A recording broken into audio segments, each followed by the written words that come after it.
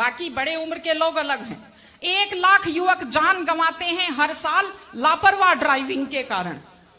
आप सोचिए, 25 साल लगते हैं एक बच्चे को पालकर बड़ा करने में, और 25 सेकंड में लापरवाह ड्राइविंग के कारण वो लाश में बदल जाता है।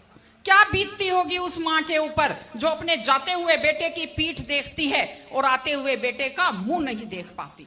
आप लोग क्या सोचते हैं, अगर आप अपनी पावर दिखाना चाहते हैं तो मिल्खा सिंह की तरह तेज दौड़िए, या कि आप नीरज चोपड़ा की तरह, देवेंद्र झाझड़िया की तरह आप तेज भाला फेंकिए मोटरसाइकिल का कान मरोड़ने में, या तेज गति से कार भगाने में कोई बहादुरी नहीं होती। अगर आप सोचते हैं कि आप बड़े हैंडसम और डैशिंग दिखते हैं तेज गाड़ी भगाते हुए, आप डैशिंग हैंडसम नहीं दिखते, आप लापरवाह दिखते हैं, आप बेपरवाह दिखते हैं, आप बेवकूफ दिखते हैं।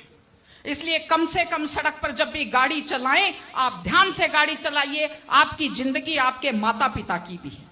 एक छोटी सी चीज और कहना चाहती हूं, हमारे बुजुर्ग हमें जब पालते हैं, जो लोग खेती से बच्चों को पढ़ाते हैं, जो लोग छोटी आमदनी में बच्चों को पढ़ाते हैं, उनकी पूरी उम्र खप जाती है अपने बच्चों की जिंदगी बनाने में।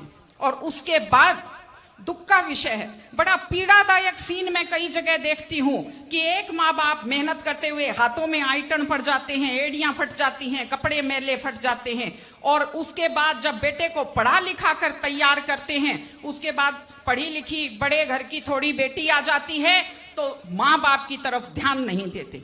आज हमारे 60-70% घरों में हालत यह है कि बुजुर्गों को रोटी तो मिल रही है लेकिन इज्जत से रोटी नहीं मिल रही। इस चीज को बदलने की जरूरत है।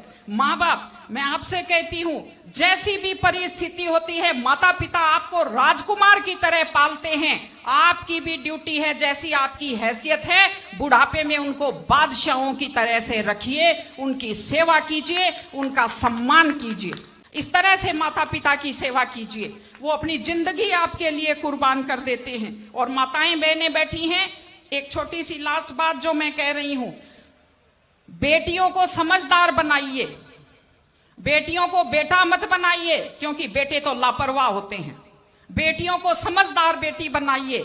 जब वो घर से बाहर जाती है तो उसको समझाइए कि वो साथ अपने घर की इज्जत लेकर के जाती है। बेटियों को समझाइए कि कैसे लोग मीठी मीठी बातों का जाल लेकर शिकारियों की तरह से घूमते हैं। और अपनी बेटी को संस्कार दीजिए कि वो जिस घर में जाए अपने सास ससुर की सेवा करे। आजकल मैंने नया ट्रेंड देखा है, बेटियां माँ मम्मी की तो बहुत चिंता करती है लेकिन सास की चिंता नहीं करती हैं।